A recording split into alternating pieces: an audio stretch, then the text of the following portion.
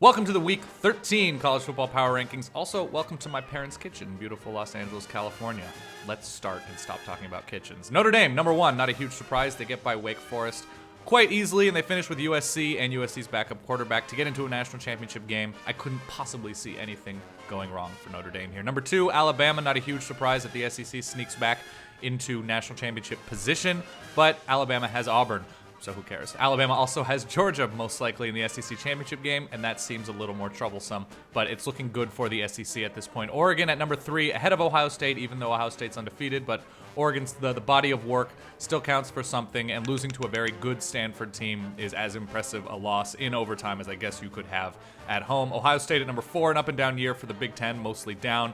Up and down year for Ohio State. Yes, they get by Wisconsin on the road. Yes, they have Michigan this week. There is an opportunity, but does it really matter that they're not, since they're not playing in the postseason? I'm going to say not all that much. Georgia at number five, a team that's played down to their opponents, but has hung around and kept winning. You have to respect that. They have Georgia Tech to end the season. It's a nice win, but again, it's an ACC win, so who really cares?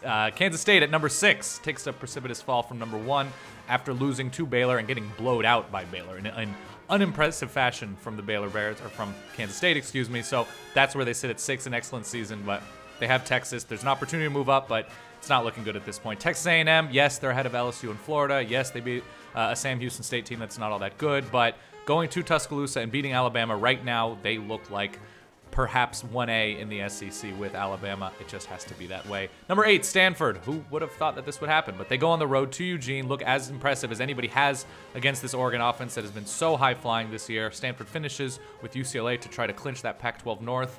Could be a rosy year for Stanford. So they've looked very good, especially since Kevin Hogan joined the fold as the starting quarterback. LSU at number nine.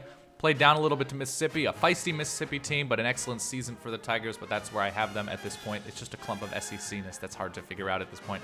Also, Florida at number 10. I really dislike Florida. Another team that has played down to both in and out of conference opponents. A great defense, but the big dumb offense has them down here at number 10. Just not a huge threat. Florida State, in-state rivals, sort of. They played this weekend, Florida and Florida State do, so both teams have an opportunity to make somewhat of a leap.